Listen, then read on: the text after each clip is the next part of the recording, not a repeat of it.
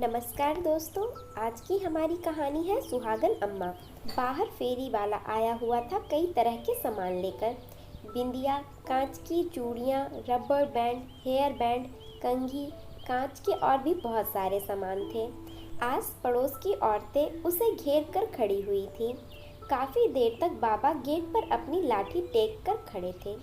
जैसे ही औरतों की भीड़ छटी, बाबा अपनी लाठी टेकते हुए फेरी वाले के पास पहुंच गए और फेरी पर सामान देखने लगे। शायद कुछ ढूंढ रहे थे। कभी सिर ऊंचा करके देखते तो कभी नीचे। जो देखना चाह रहे थे वह शायद दिख नहीं रहा था। हैरान परेशान बाबा को देख फेरी वाले ने पूछा, कुछ चाहिए था बाबा आपको? पर बाबा ने सुनकर अनसुना कर दिया। धीरे धीरे लाठी टेकते हुए फेरी के ही चक्कर लगाने लग गए। कहीं तो दिखे वह जो देखना चाहते थे। फेरी वाले ने दोबारा पूछा, बाबा कुछ चाहिए था क्या? अब की बार बाबा ने फेरी वाले से कहा, हाँ बेटा। फेरी वाला बोला, क्या चाहिए था बताओ मुझे, मैं ढूंढ देता हूँ। बाबा ने कहा, मुझे ना वह बिंदिया चाहिए थी। बिंदिया क्यों चाहिए बाबा? फेरी वाले ने बाबा से पूछा। बाबा ने अम्मा की तरफ इशारा करते हुए बताया, मेरी पत्नी के लिए चाहिए। बाबा का जवाब सुनकर फेरी वाला हंस दिया। पूछा, किस तरह की बिंदिया चाहिए? बाबा ने कहा, बड़ी बड़ी गोल बिंदिया चाहिए, बिल्कुल लाल रंग की। फेरी वाले ने बिंदिया का पैकेट निकाल कर दे दिया। बाबा ने कहा, बिल्कुल लाल रंग सी। फेरी वाले ने वह पैकेट रख दिया और दूसरा पैकेट निकालकर बाबा को दिया। यह वाली। अरे तुझे समझ में नहीं आता क्या? बिल्कुल लाल लाल रंग की बिंदिया चाहिए। फेरी वाले ने सारे पैकेट निकाले और फेरी के एक तरफ फैलाकर रख दिए। खुद ही ले लो बाबा, कौन सी बिंदिया चाहिए? बाबा ने अपने कांपते हाथों से बिंदिया के पैकेट को इधर उधर किया। उसमें से एक पैकेट निकाला। हाँ, यही वाली चाहिए। बाबा के हाथ में बिंदी का पैकेट देखकर फेरी वाला मुस्कुरा दिया। हमने तो मेहरून रंग की बिंदी उठाई थी। कितने की है? फेरी वाले ने कहा, 10 रुपए की बाबा। कीमत सुनकर बाबा का दिल बैठ गया। फिर बोले, ठीक है, अभी लेकर आता हूँ। देखते हुए पलटकर जाने लगे कि घर में से बहू आती दिखी। उसे देखकर बाबा बोले, अरे बहू, जरा 10 रुपए तो देना, फेरी वाले को देने हैं। अब क्या खर्च कर दिया आपने? बहू ने लगभग चिल्लाते हुए कहा, अम्मा के लिए बिंदी खरीदी थी, उसकी बिंदियाँ खत्म हो गई थी, कई बार बोल चुकी है।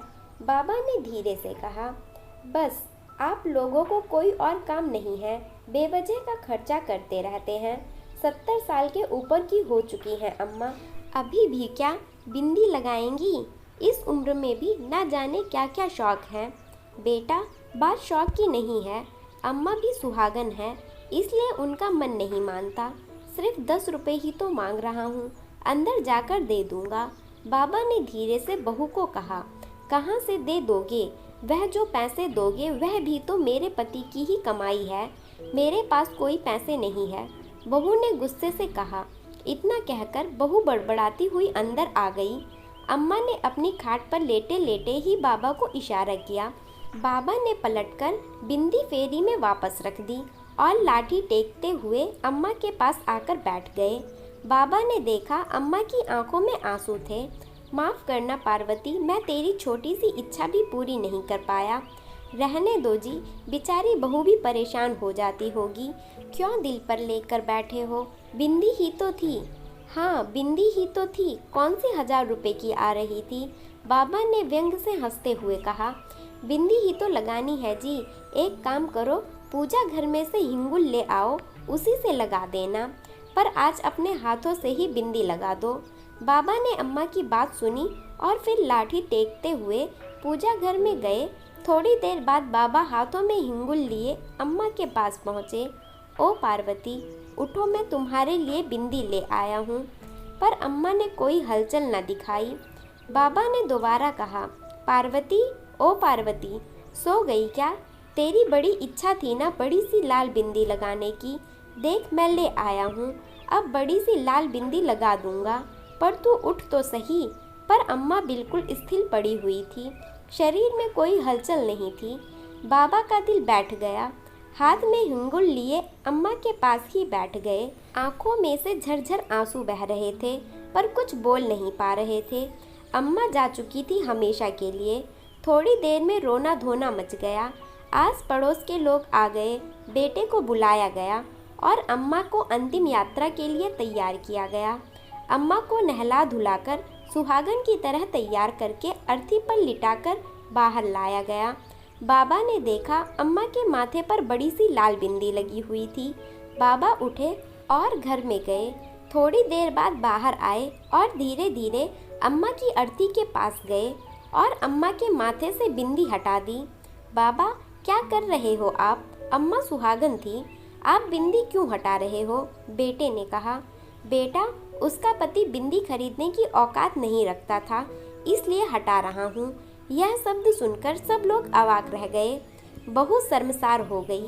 सबने देखा बाबा अपने हाथों में लिए हिंगुल से एक बड़ी सी लाल बिंदी अम्मा के माथे पर लगा रहे हैं। थोड़ी देर बाद बहू की चित्कार छूट गई। बाबा भी अम्मा के साथ हमेशा हमेशा के लिए लंबी यात्रा पर रवाना हो गए। दोस्तों, कहानी कैसी लगी हमें कमेंट बॉक्स में ज़रूर बताएं। स्टोरी पसंद आई हो तो वीडियो को लाइक और चैनल को सब्सक्राइब करें। धन्यवाद।